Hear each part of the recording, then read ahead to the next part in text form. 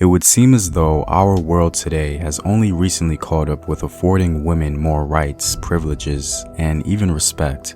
Oftentimes, women were seen as less than, second-class citizens, or simply just unfit for certain positions.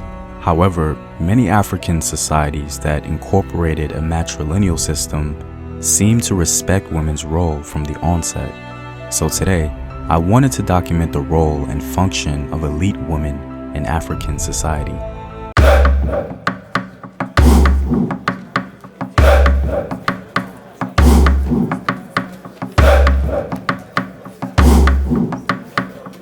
What up, African world? It's Home Team here, and welcome back to another video of African history, culture, and worldview. By supporting this channel on Patreon, you're helping in the creation of these videos and supporting this content.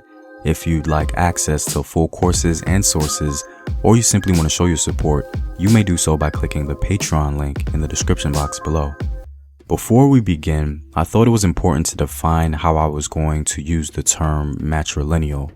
When you hear me say matrilineal, most of the time, it'll be used simply in the context of how various African societies respected women. Also, keep in mind that respect for women manifested itself in slightly different ways throughout the African continent. In ancient times, women held various roles throughout African society. Elite African women tended to hold power in at least 3 different ways. They were queens, regents, or high-ranking officials, especially in a religious sense. Some African women in the southern regions of Africa gained power or status because of the egalitarian society they came from. For example, the Lovedu people who live largely in South Africa today traditionally chose a reign queen as the political and divine ruler of a given region. She was believed to possess some spiritual energy or power, and her anger was believed to have the potential to cause a drought. She was highly venerated and respected and became the center of life in many ways for those African people. The reign queens are a clear example of how the environment can shape the role of the matrilineal philosophy, as the function of the reign queen differs from queens or regents further north. Another way in which elite African women acquired power in the ancient world was through inheritance. The Nile Valley presents numerous examples of this. For the Kushites, many of the Kandakis or queens were queen mothers or wives of the kings, and many of them co-ruled with the king with full rights and privileges at the height of the economic and social power of Merowe. The queens of Kush were able to officiate at coronation ceremonies and provide invaluable counsel. The reproduction function of women, according to some scholars, may have shaped early forms of worship in ancient Africa, and in some cases allowed African women to transcend traditional roles as mothers and wives.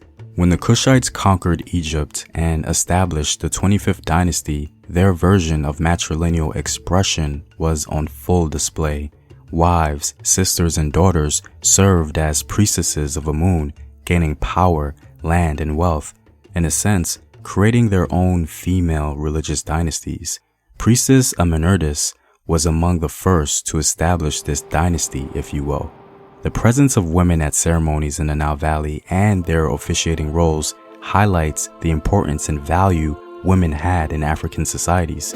Spirituality was a very big deal, especially in ancient times, and so the agency of African women in those spaces speaks volumes.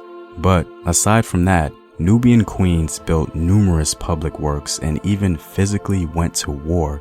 We know this for a fact, as the legendary Queen Amanirenas was known to have a wounded eye purportedly received from her literal participation in battle.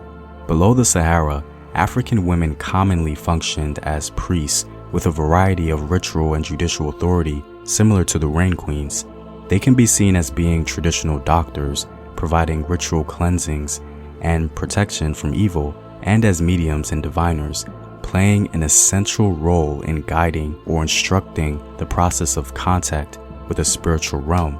Oral and historical accounts of women include some hints about the Negbesande, the powerful rites and practices associated with Mende and Gola women who preside over the secret societies known today as the Sande. It's an age-old institution that embodies solidarity and social power.